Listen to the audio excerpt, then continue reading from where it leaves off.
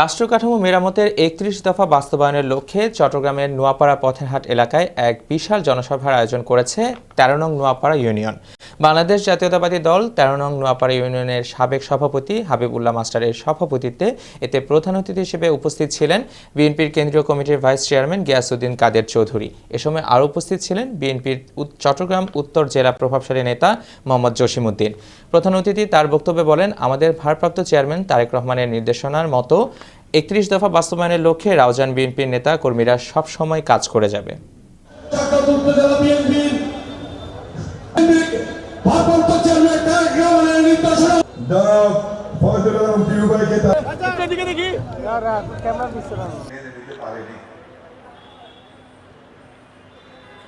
রাজনীতিতে